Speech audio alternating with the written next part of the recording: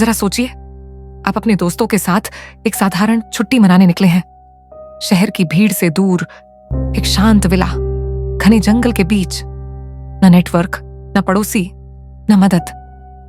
लेकिन अगर मैं आपसे कहूं कि जैसे ही आप उस विला के अंदर कदम रखते हैं, आपकी किस्मत अब आपकी नहीं रहती, क्योंकि कहीं ना कहीं कोई आपकी मौत लिख रहा है।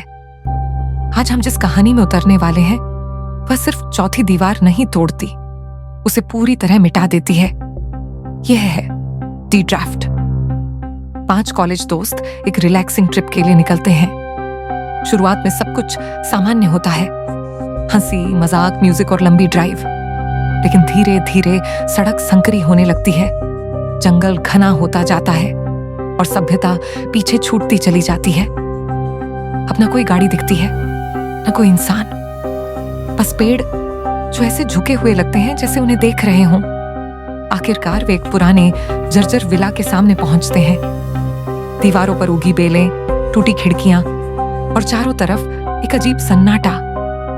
दरवाजा चरमराते हुए खुलता है, धूल हवा में तैर रही है, कमरों में अंधेरा भरा हुआ है और उसी पल एक एहसास होता है, यह जगह मिलने के लिए नहीं, छुपने के लिए बनाई गई थी। अंदर जाकर उन्हें एक और अजीब बात पता चलती है, न बिजली, न कोई केयर टेकर, न कोई निशान कि यहां दशकों से कोई रहा हो। फिर भी यह जगह खाली नहीं लगती। अचानक अंधेरे से एक बूढ़ा आदमी बाहर आता है, मंगता दांग। उसकी मुस्कान सामान्य नहीं, आंखें जैसे कुछ कहना चाहती हो, पर वह कहता नहीं। जाने से पहले वह सिर्फ एक चेतावनी देता है, कुएं से दूर रहना, और फिर वह जंगल में गायब हो जाता है। उस रात दोस्त माहौल हल्का करने की कोशिश करते हैं, भूतों की कहानियां, मजाक, नकली डर। लेकिन विला हंसता नहीं, फर्श चरमराता है, हवा अचानक रुक जाती है और कहीं अंधेरे में कुछ खरोंचने की आवाज आती है। सुबह सुरक्षा लेकर आनी चाहिए थी, लेकिन आती है एक चीख। सब दौड़कर एक बंद कमरे तक पहुंचते हैं। घबराहट पड़ती है, दरवाजा तोड़ा जाता है। अंदर जो दिखता है वह उनकी दुनिया हमेशा के लिए बदल देता है। उनका दोस्त बूढ़ी मृत पड़ा है, न कोई हथियार, न संघर्ष के निशान, बस समय में जमी हुई दहशत। अब डर पूरी तरह हावी हो जाता है। वे भागकर बाहर जाते हैं यहां से निकलने के लिए, लेकिन गाड़ी के टायर कटे हुए हैं।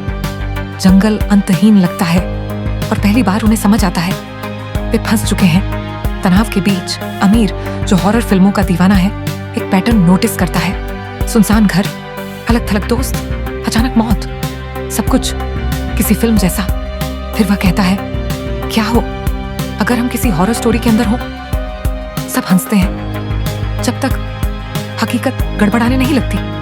आवाजें दोहरती हैं, परछाइयां बिना वजह हिलती हैं, चीजें बदलती हुई महसूस होती हैं, मानो कोई उनकी दुनिया को एडिट कर रहा हो। तभी अमीर को सच्चाई समझ आती है। वे किसी कहानी में नहीं, एक अधूरी ड्राफ्ट में फंसे हैं, जहां लेखक अभी भी कहानी लिख रहा है और हर बदलाव उनकी हकीकत बदल देता है। अब हॉरर बढ़ता जाता है, जो मर चुका था फिर दिखता है। दरवाजे वहां बन जाते हैं जहां पहले दीवार थी। समय और जगह दोनों टूटने लगते हैं। दोस्त समझ जाते हैं ये सिर्फ भूतों से लड़ाई नहीं, ये कहानी पर कंट्रोल की लड़ाई है। अगर लेखक को ज्यादा डर चाहिए, कोई मर जाएगा। अगर उसे ट्विस्ट चाहिए, हकीकत बदल जाएगी। अब वे भागना बंद करते हैं। वे हॉरर फिल्मों की गलतियां नहीं दोहराते, अलग नहीं होते, डर को खुद पर हावी नहीं होने देते। और तभी उन्हें एहसास होता है, डर ही इस कहानी की ताकत है। वे उस जगह लौटते हैं जहां से सब शुरू हुआ था, पुराना कुआं। वहीं कहानी सांस लेती हुई लगती है। अमीर आगे बढ़कर कहता है, मैं किसी और के लिखे हुए अंत को स्वीकार नहीं करूंगा। अचानक धरती कांपती है, दीवारें टूटने लगती हैं, दुनिया ग्लिच करने लगती है। कहानी नियंत्रण खो रही थी। एक भयंकर अराजकता के बाद सुबह हो जाती है। सूरज की रोशनी पहली बार जंगल को छूती है। सड़क वापस आ चुकी है, गाड़ी ठीक है, मानो कुछ हुआ ही नहीं। वे बिना कुछ बोले वहां से चले जाते हैं। लेकिन कट टू एक कमरा। एक लेखक लैपटॉप बंद करता है। अचानक एक नई फाइल खुलती है। ड्राफ्ट तो जंगल के उसी कुएं से धीमी फुसफुसाहट आती है। कुछ कहानियां खत्म नहीं होती, वे बस फिर से लिखी जाती हैं। तो अगर आपको एक दिन पता चले कि आपकी जिंदगी कोई और लिख रहा है, क्या आप उससे लड़ेंगे या उस अंत को स्वीकार कर लेंगे? क्योंकि याद रखिए, सबसे खतरनाक राक्षस भूत नहीं होते, बल्कि वह होता है जिसके हाथ में आपकी कहानी की कलम हो।